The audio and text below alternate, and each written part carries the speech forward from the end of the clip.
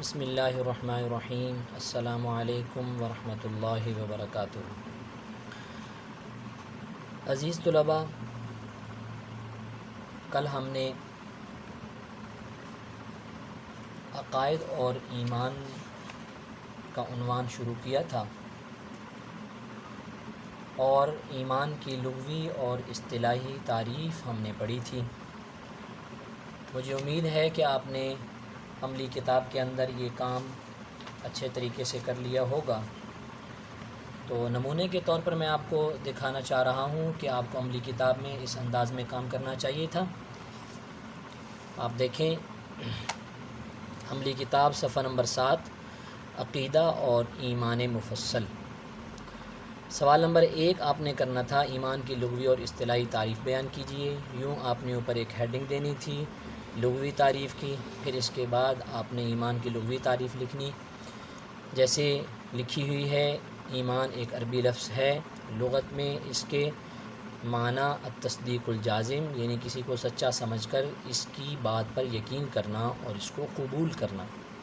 اسی طرح اصطلاحی تعریف، تو بیٹا مجھے امید ہے آپ اس طرح سے یہ کر چکے ہوں گے۔ سوال نمبر 2 بھی آپ نے کرنا تھا، ایمان مفصل عربی عبارت اور ترجمے کے ساتھ آپ نے زبانی یاد کرنا تھا۔ تو بیٹا آج آپ ایمان مفصل سنائیے۔ آمنت باللہ وملائکتہ وکتبہ ورسلہ والیوم الآخر والقدر خیرہ وشرہ من اللہ تعالی والبعث بعد الموت۔ شاباش۔ تو ایمان مفصل کا ترجمہ بھی آپ سنائیں۔ ایمان لایا میں اللہ پر، اس کے فرشتوں پر، اس کی کتابوں پر، اس کے رسولوں پر، قیامت کے دن پر، اور خیر اور شر کے اللہ کی جانب سے موجود ہونے پر، اور مرنے کے بعد زندہ ہونے پر۔ شاباش بیٹا، آج ہم آگے اپنے سبق کو بڑھاتے ہیں۔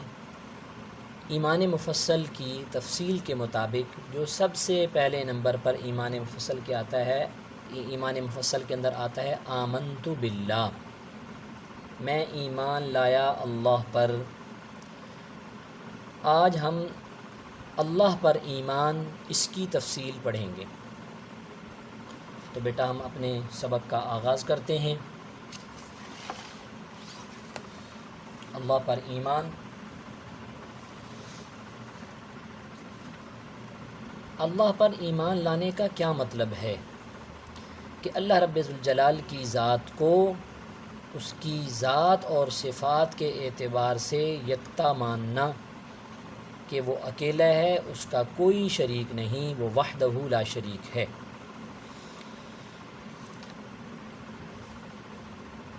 تو اس عقیدے کے مطابق بہت ساری چیزیں ہیں، چند ایک بنیادی چیزیں میں آپ کے سامنے پوائنٹ کی صورت میں رکھ رہا ہوں۔ نمبر 1، اللہ پر ایمان لانے کا کیا مطلب ہے؟ کہ اللہ ایک ہے اور اللہ کا کوئی شریک یا ساجھی نہیں، نہ اس کی ذات میں نہ اس کی صفات میں۔ پھر اللہ ہی عبادت کے لائق ہے، اس کے علاوہ کوئی عبادت کے لائق نہیں۔ اللہ تعالیٰ کی ذات بڑی طاقت اور قدرت والی ہے۔ اللہ تعالیٰ بڑی طاقت اور قدرت والا ہے۔ اللہ ہی تمام مخلوق کو روزی دیتا ہے۔ سب کے سب اللہ کے محتاج ہیں اور وہ کسی کا محتاج نہیں۔ یعنی اللہ کی ذات پر ایمان لانا، اس کے بے شمار دلائل قرآن مجید کے اندر موجود ہیں۔ اس پر صرف ایک سورت 30ویں پارے کے اندر آپ نے سورہ پڑھی ہے، سورت کا نام سورہ اخلاص ہے۔ اس سورت کو آپ جب ترجمے کے ساتھ پڑھیں گے تو آپ کو اس سورت کے اندر اللہ رب ذوالجلال کی وحدانیت، اس کی خالقیت اور اللہ کی صمدیت، یہ تمام چیزیں واضح ہو جائیں گی۔ تو اس سورہ مبارکہ کا ترجمہ، اس سورہ مبارکہ قل هو اللہ احد اللہ الصمد لم یلد ولم یولد ولم یکن لہ کفوا احد، کہہ دیجئے اللہ ایک ہے، اللہ بے نیاز ہے، اس نے نہیں جنا کسی کو، لم یلد ولم یولد، اور نہ وہ کسی سے جنا گیا، ولم یکن لہ کفوا احد، اور اس کا کوئی شریک نہیں۔ تو بیٹا آپ لوگوں نے اس بات کو جان لیا کہ اللہ تعالیٰ کی ذات وحدہ لا شریک ہے، وہ اپنی ذات اور صفات میں یکتا ہے۔ تو اب ہم اس کی بلند خوانی کرتے ہیں، آپ میرے ساتھ پڑھتے جائیں گے۔ ایمان مفصل میں جس چیز پر سب سے پہلے ایمان لانے کے متعلق کہا گیا ہے وہ ہے اللہ پر ایمان۔ اللہ تعالیٰ کے متعلق نیچے لکھے ہوئے عقائد رکھنا ضروری ہے۔ اللہ تعالیٰ ایک ہے، اللہ ہی عبادت کے لائق ہے، اس کے سوا کوئی عبادت کے لائق نہیں، اللہ کا کوئی شریک یا ساجی نہیں، اللہ ہر بات کو جانتا ہے، کوئی چیز اس سے چھپی ہوئی نہیں، اللہ بڑی طاقت اور قدرت والا ہے، اللہ ہی نے زمین، آسمان، چاند، سورج، ستارے، فرشتے، جنات غرض تمام جہانوں کو پیدا کیا اور وہی سارے جہانوں کا مالک ہے۔ اللہ ہی مارتا ہے، اللہ ہی زندہ کرتا ہے، یعنی مخلوق کی زندگی اور موت اس کے حکم سے ہوتی ہے۔ اللہ ہی تمام مخلوق کو روزی دیتا ہے، اللہ نہ کھاتا ہے، نہ پیتا ہے، نہ سوتا ہے، ان تمام چیزوں سے اللہ کی ذات پاک ہے۔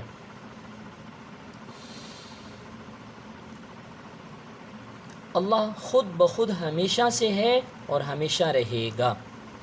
اللہ کو کسی نے پیدا نہیں کیا، اللہ کے نہ ماں باپ ہیں، نہ بیٹا بیٹی، نہ بیوی، نہ کسی سے اس کی رشتہ داری ہے، اللہ تعالیٰ تمام رشتہ داریوں سے پاک ہے۔ اللہ کے سب محتاج ہے، وہ کسی کا محتاج نہیں اور اس کو کسی چیز کی حاجت نہیں۔ آگے دیکھیے بیٹا، اللہ بے مثل ہے، کوئی اس کے مشابہ یعنی اس جیسا نہیں، اللہ تعالیٰ تمام عیوب سے پاک ہے۔ اللہ تعالیٰ کے متعلق جتنے عقائد بیان کیے گئے ہیں ان سب کے دلائل قرآن میں موجود ہیں۔ آپ فی الحال صرف سورہ اخلاص کے ترجمہ ہی پر غور کیجئے۔ یہ صورت اللہ تعالیٰ کے ایک ہونے اور تمام چیزوں پر قادر ہونے کی بہترین دلیل ہے۔ قل هو اللہ احد اللہ الصمد لم یلد ولم یولد ولم یکن لہ کفوا احد۔ ترجمہ کہہ دیجئے اللہ ایک ہے، اللہ بے نیاز ہے، اس نے نہیں جنا کسی کو، نہ وہ کسی سے جنا گیا اور اس کا کوئی شریک نہیں۔ اس کے بعد اللہ تعالیٰ کی قدرت، اس کی وحدانیت، اس کی خالقیت اور مالکیت کی مزید دلیلیں آپ دیکھنے کے لیے سب سے پہلے آپ یہ پڑھیں گے کہ زمین اور اس میں بسنے والی مخلوقات کون کون سی ہیں۔ تو بیٹا دیکھیے، اللہ نے یہ زمین بنائی جس پر ہم رہتے ہیں اور کھاتے پیتے چلتے پھرتے ہیں، اتنی بڑی اور لمبی چوڑی زمین اللہ نے بنائی۔ کتنے آدمی اس زمین پر بستے ہیں، کتنے جانور اس زمین پر چلتے پھرتے ہیں، یہ طرح طرح کے آدمی اور جانور، نہ آدمیوں کی کوئی حد نہ جانوروں کی کوئی گنتی، یہ اونچے اونچے پہاڑوں سے نکلنے والے دریا، کتنے بڑے بڑے دریا اور سمندر، پھر سمندر میں طرح طرح کے جانور اور بے جان چیزیں سب اللہ نے پیدا کی۔ بے شک اللہ بڑی قدرت والا ہے۔ اللہ تعالیٰ کی ان نعمتوں کا ذکر قرآن کریم میں بار بار آیا ہے۔ مثلاً اللہ تعالیٰ فرماتے ہیں، آیت ہے، خلق السماوات بغیر عمد ترونها والقى في الارض رواسي ان تميد بكم وبث فيها من كل دابة وانزلنا من السماء ماء فانبتنا فيها من كل زوج كريم۔ ترجمہ، بنائے آسمان بغیر ستون کے کہ تم اس کو دیکھتے ہو، اور رکھ دیے جس زمین پر پہاڑ کو کہ تم کو لے کر جھک نہ پڑے۔ وَأَلْقَى فِي الْأَرْضِ رَوَاسِيَ أَن تَمِيدَ بِكُمْ وَبَثَّ فِيهَا مِن كُلِّ دَابَّةٍ، اور بکھیر دیے اس میں ہر طرح کے جانور، اور اتارا ہم نے آسمان سے پانی، پھر اگائے زمین میں ہر قسم کے جوڑے خاصے۔ تو بیٹا یہ آج کا ہمارا عنوان تھا، اللہ تعالیٰ کی ذات پر ایمان اور عقیدہ رکھنا کہ اللہ تعالیٰ کی ذات وحدہ لا شریک ہے، اس کا کوئی ہمسر نہیں، اس کا کوئی شریک اور ساجی نہیں، اور اس زمین کے اوپر کون کون سی چیزیں اللہ پاک نے آباد کر رکھی ہیں تو بیٹا اس کے ساتھ ساتھ عملی کتاب کا کام بھی آپ کریں گے۔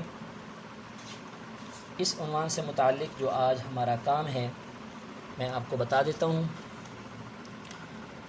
سب سے پہلے نمبر پر عملی کتاب صفحہ نمبر 8، صفحہ نمبر 8 پر سوال ہے اللہ تعالیٰ کے متعلق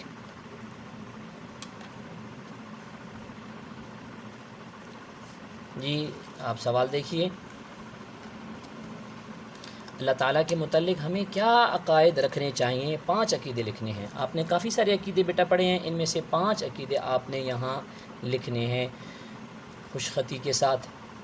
سوال نمبر 2، اللہ تعالیٰ سے متعلق عقائد کے لیے قرآن کریم کی سب سے جامع صورت کون سی ہے؟ ترجمہ سمیت سنائیے۔ یہ آپ نے زبانی کرنا ہے، اور یہ کون سی صورت ہے؟ سورہ اخلاص، اس کو ترجمے سمیت آپ نے یاد کرنا ہے۔ سوال نمبر 3 ہے زمین اور اس میں بسنے والی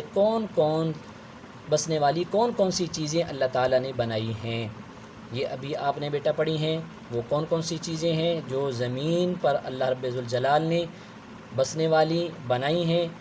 آپ نے ابھی اس کو پڑھا ہے، یہاں آپ دوبارہ دیکھ لیں کہ اللہ تعالیٰ نے اس زمین کے اوپر بسنے کے لیے نہ کوئی آدمیوں کی حد ہے، نہ جانوروں کی کوئی گنتی۔ یہ اونچے اونچے پہاڑوں سے نکلنے والے دریا، کتنے بڑے بڑے دریا اور سمندر، پھر سمندر میں طرح طرح کے جانور اور بے جان چیزیں سب اللہ نے پیدا کیں۔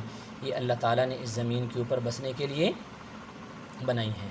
تو بیٹا یہ آپ کام کریں گے انشاءاللہ۔ کل میں آپ سے یہ کام دیکھوں گا بھی اور سنوں گا بھی۔ اللہ پاک آپ کا حامی و ناصر ہو۔ السلام علیکم ورحمۃ اللہ وبرکاتہ۔